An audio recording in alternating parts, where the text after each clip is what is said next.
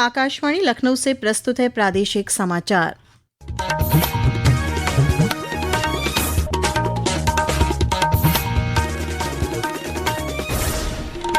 मुख्य समाचार।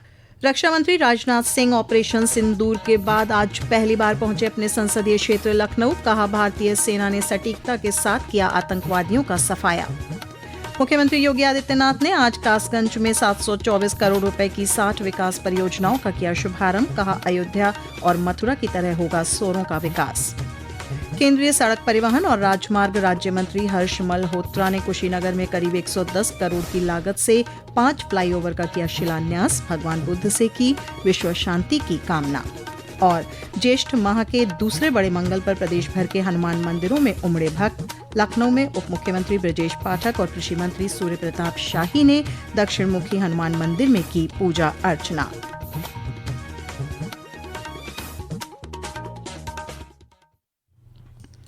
नमस्कार, प्रदेश के समाचारों के साथ मैं श्वेता उपाध्याय और अब समाचार विस्तार से। रक्षा मंत्री राजनाथ सिंह ने आज लखनऊ में कहा कि भारतीय सेना ने ऑपरेशन सिंदूर के जरिए पाकिस्तान में बड़ी संख्या में आतंकवादियों का सफाया करने में सफलता हासिल की है। एक निजी कार्यक्रम को संबोधित करते हुए उन्होंने कहा कि भारतीय सेना ने सटीकता के साथ आतंकवाद की जड़ों पर प्रहार किया। जैसा कि आप जानते हैं कि भारत ने पिछले आतंकवाद के विरुद्ध ऑपरेशन सिंदूर की शुरुआत की थी और सफलतापूर्वक पाकिस्तान में मौजूद आतंकवादियों के ठिकानों पर प्रहार किया और बड़ी संख्या में आतंकवादियों का सफाया करने में कामयाबी हासिल की। इस अवसर पर मुख्यमंत्री योगी आदित्यनाथ ने रक्षा मंत्री को प्रदेशवासियों की ओर से ऑपरेशन सिंदूर की सफलता के लिए बधाई दी। मुख्यमंत्री ने कहा कि ऑपरेशन सिंदूर भारत के स्वाभिमान और मातृशक्ति का प्रतीक है। ऑपरेशन सिंदूर भारत के स्वाभिमान का, भारत की मातृशक्ति के, सिंदूर की गरिमा का और भावी पीढ़ी की सुरक्षा की गारंटी का एक प्रतीक रहा है। इससे पूर्व रक्षा मंत्री का लखनऊ एयरपोर्ट पर भव्य स्वागत हुआ। ऑपरेशन सिंदूर के बाद पहली बार लखनऊ पहुंचने पर भारी संख्या में लोगों ने उनका अभिनंदन किया। रक्षा मंत्री अमौसी से नादरगंज तक निकली तिरंगा यात्रा में भी शामिल हुए। ऑपरेशन सिंदूर की सफलता के बाद सशस्त्र बलों के सम्मान में देश के विभिन्न हिस्सों में तिरंगा यात्राएं निकाली जा रही हैं। इसी क्रम में आज प्रदेश के वन, पर्यावरण एवं जलवायु परिवर्तन राज्य मंत्री केपी मलिक के नेतृत्व में अमरोहा में तिरंगा यात्रा निकाली गई।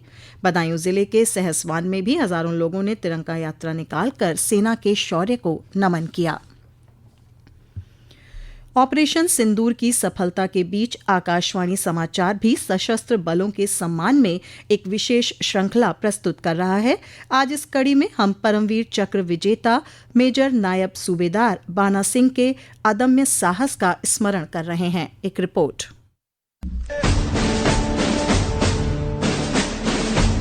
जम्मू जिले के निवासी नायब सूबेदार बाना सिंह जनवरी 1969 में 8 जम्मू कश्मीर लाइट इन्फेंट्री में भर्ती हुए थे। जून 1987 में 8 जम्मू कश्मीर लाइट इन्फेंट्री को सियाचिन क्षेत्र में तैनात किया गया था। बड़ी संख्या में पाकिस्तानी घुसपैठिए इस इलाके में घुस आए थे। इन घुसपैठियों को खदेड़ना जरूरी था और इसके लिए एक विशेष टास्क फोर्स का गठन किया गया। नायब सूबेदार बाना सिंह ने स्वेच्छा से फोर्स में शामिल होने की पेशकश की। पाकिस्तानी घुसपैठ 6500 मीटर की ऊंचाई पर हुई थी। यह जगह वस्तुतः एक अवैध ग्लेशियर किला थी जिसके दोनों ओर 457 मीटर ऊंची बर्फ की दीवारें थी। नायब सूबेदार बाना सिंह अपनी टीम के साथ बेहद मुश्किल और खतरनाक रास्ते से उस जगह पहुंचते हुए दुश्मन पर हमला किया और उसे घेर लिया। हथगोले फेंकते हुए हमला करते हुए उन्होंने सभी घुसपैठियों को खदेड़ दिया। उन्होंने अपने अदम्य साहस और नेतृत्व से अपने टीम को प्रेरित किया। प्रतिकूल परिस्थितियों में असाधारण वीरता और नेतृत्व के लिए नायब सूबेदार बाना सिंह को परमवीर चक्र से सम्मानित किया गया।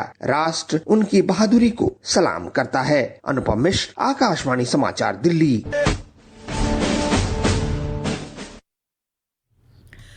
मुख्यमंत्री योगी आदित्यनाथ ने आज कासगंज में 724 करोड़ रुपए की 60 विकास परियोजनाओं का लोकार्पण और शिलान्यास किया।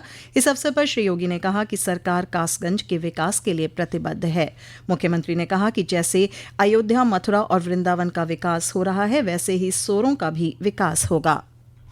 विकास ऐसे ही बढ़ता है। सोरों का पर्यटन विकास होगा। पर्यटन विकास के माध्यम से, जैसे आज अयोध्या का विकास हुआ है, जैसे आज मथुरा वृंदावन के समग्र विकास की एक बड़ी कार्य योजना को लेकर के हम आगे बढ़े हैं, ऐसे ही शोरों के विकास के कार्यक्रम को लेकर के भी हम आगे बढ़ेंगे। इसके माध्यम से कासगंज का विकास होगा। मुख्यमंत्री ने कासगंज में मुख्यमंत्री कंपोजिट विद्यालय की आधारशिला रखी। उन्होंने आगरा जोन द्वारा संचालित ऑपरेशन जागृति को smart policing award women safety 2025 से पुरस्कृत किया। ये समाचार आप आकाशवाणी लखनऊ से सुन रहे हैं। ताज़ा समाचार जानने के लिए आप हमारी वेबसाइट newsonair.gov.in पर लॉगिन कर सकते हैं। इसके साथ ही आप प्रादेशिक समाचारों का ये बुलेटिन हमारे YouTube channel news on AIR Lucknow पर भी सुन सकते हैं।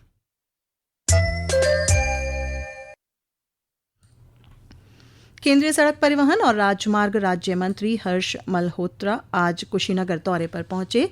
केंद्रीय राज्य मंत्री ने लगभग 110 करोड़ रुपए की लागत से 5 फ्लाईओवर का शिलान्यास किया। इससे पूर्व उन्होंने भगवान बुद्ध के महापरिनिर्वाण मंदिर में तथागत भगवान बुद्ध की प्रतिमा पर चीवर चढ़ाया और विश्व शांति की कामना की। प्रधानमंत्री नरेंद्र मोदी 22 मई को राजस्थान में बीकानेर से प्रदेश के 19 स्टेशनों समेत 103 अमृत भारत स्टेशन का उद्घाटन करेंगे। 19 स्टेशनों में उत्तर रेलवे के बिजनौर सहारनपुर, उत्तर मध्य रेलवे के प्रयागराज का करछना, कानपुर का गोविंदपुरी, पुखराया, आगरा में ईदगाह जंक्शन, फतेहाबाद, गोवर्धन शामिल हैं। उत्तर मध्य रेलवे के सीपीआरओ शशिकांत त्रिपाठी ने बताया कि इन स्टेशनों पर विभिन्न प्रकार की सुविधाओं को विकसित किया गया है।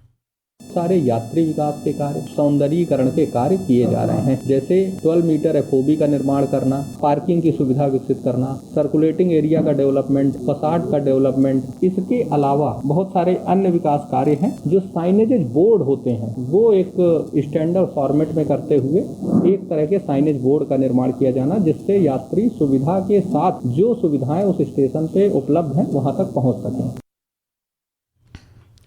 उत्तर पूर्व रेलवे के मैलानी, गोंडा के स्वामी नारायण छपिया, Balrampur, Siddharthnagar, Gola Gokarannath station, Ramghat halt, Thawe, Izzatnagar, Bareilly city, Ujhani और हाथरस सिटी स्टेशन का भी अमृत भारत स्टेशन योजना के तहत उद्घाटन किया जाएगा।